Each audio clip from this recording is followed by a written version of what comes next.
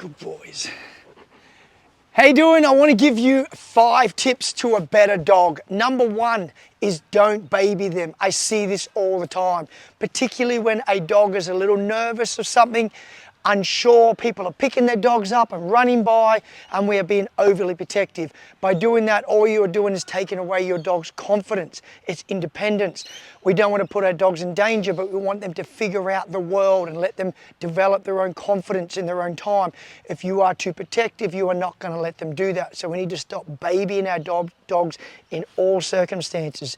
Understand, even from the smallest to the biggest dog, they are all instinctive animals. They have things they need to figure out, and you need to let them do that by not babying your dog in all environments in life. Take care of them, but then let them develop their confidence. Next, number 2 is to be a leader. Being a leader is not about being dominant, but it's being a leader. When you're in a public situation, your dog needs to look up to you as a leader, particularly if they are a bit nervous.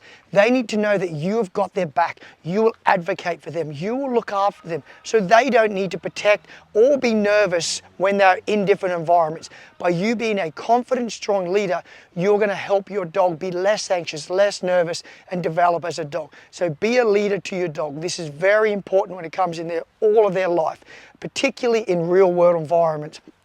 Next, number 3, be consistent with your rules and your boundaries, particularly at home with your family. Make sure the whole family follows the same rules. If you're training one way, the other family members do the same thing. Otherwise, you can confuse your dog. Also, if someone's letting your dog get away with maybe not listening to a command and you're enforcing commands, this is not helping you by keeping control of your dog. So all the family has to operate the same way. Regardless of how you choose to train, it needs to be followed through the whole family to remain consistent. To set those boundaries is very, very important. Next thing is, number 4 is to have time away from your dogs. Time away from your dog, particularly with young dogs, goes a long way to helping alleviate and not develop separation anxiety. Often this is caused by people having too much time with their dogs. You are with them at home on the lounge. You let them sleep with you. They come to work with you. We don't want that. This is Winston, a black Labrador. Now, he come to us as our 3rd home, and he had separation anxiety. Over the year we've had him, I have very much improved his behavior and his confidence by himself. I was doing this through using place commands, having time away, and slowly increasing that. That is another video. But in short, we need to remember, when you have a young dog, from very early on, have time away from them. Don't let them be under your feet all the time. It is okay when they're very, very young. They've just left their litter. They're a little shy. They're a little nervous. They're a little out of sorts.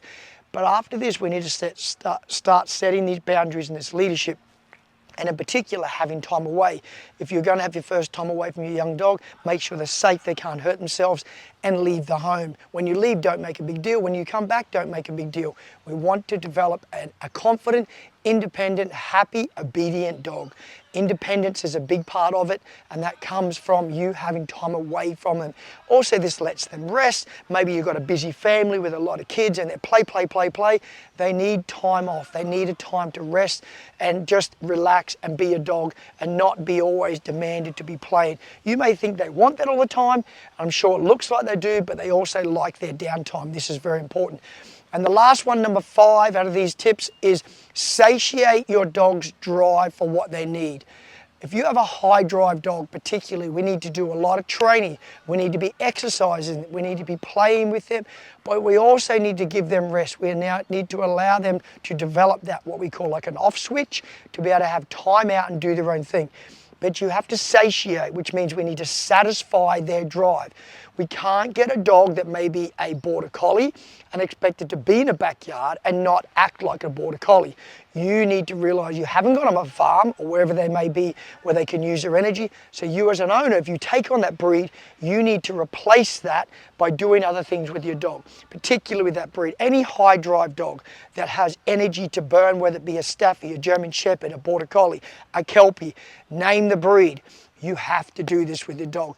If you've got a dog that has less drive, maybe you'll get away with a little bit less out of that dog. But understand that when you have a particular dog that has it, it is not fair to your dog to ask them to be something else. So you need to satiate those things in the dog.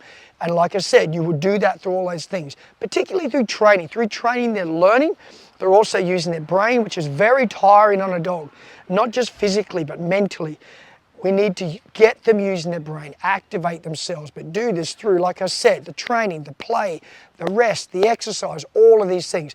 So hopefully these 5 tips help you out. There is a lot more things you can do to get a better dog, but those 5, I think, are 5 of the more important things.